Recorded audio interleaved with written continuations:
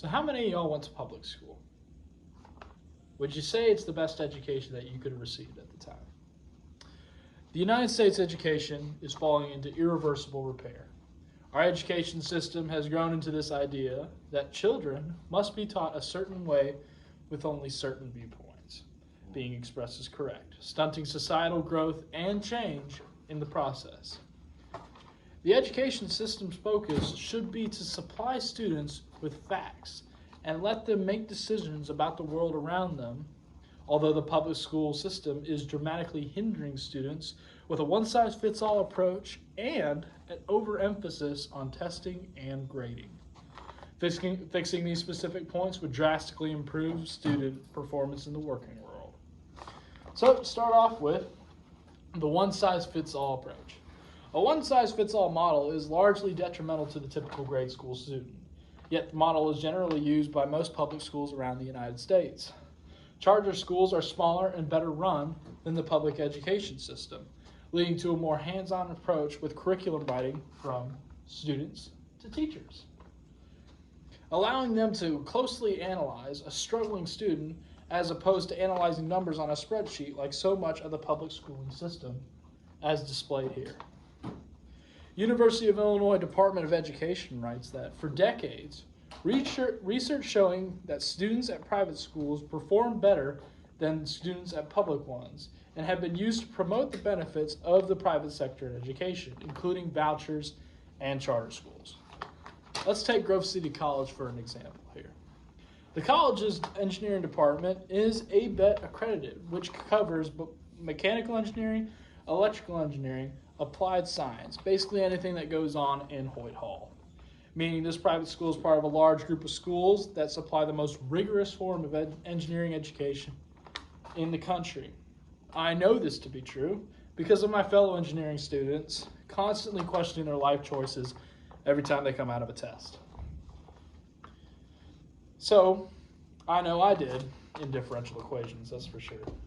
It's easy to reciprocate the argument and state that public schools are still more efficient because private schools achieve higher scores, not because they're better institutions, but because their students largely come from more privileged backgrounds that offer greater educational support and yet are still able to compare with private schools at testing.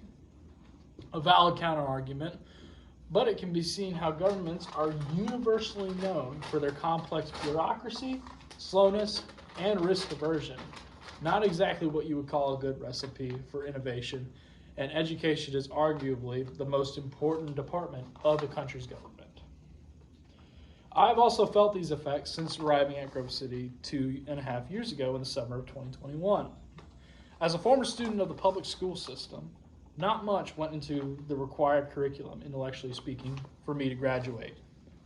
To put in this perspective, I didn't read advanced novels until my junior year of high school, such as To Kill a Mockingbird. I subsequently graduated and attended Grove City College, only to figure out that many of my private school colleagues read the same book in the 7th grade. I know in 7th grade I was reading books like Maze Runner, and that's just doesn't even compare to the difficulty level.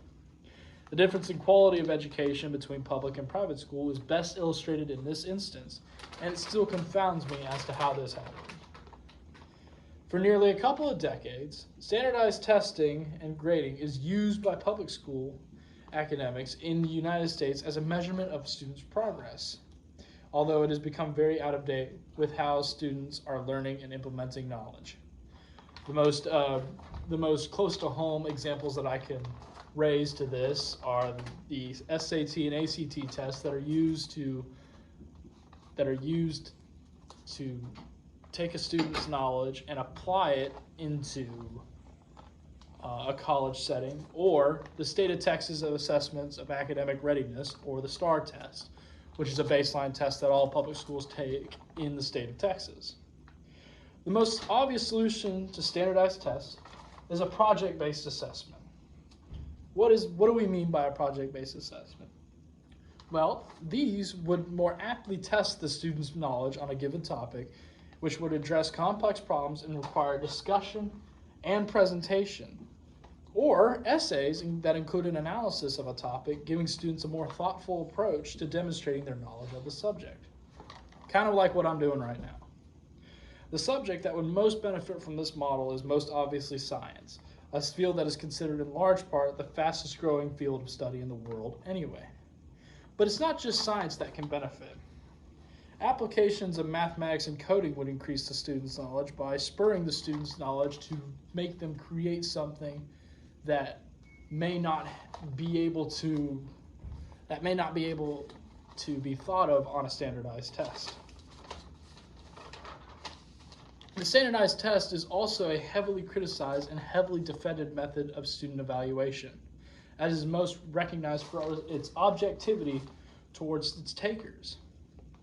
They assess students based on a similar set of questions and are given nearly identical testing conditions and are graded by a machine or a blind reviewer.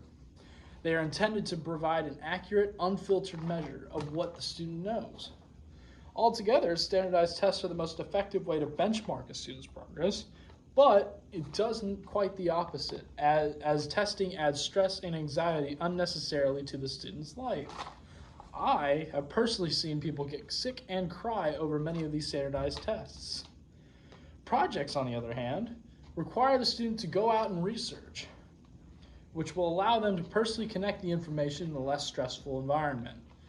To go even further, STEM projects will often test the student's tactile learning, which is a proven way for the student to understand the material more clearly.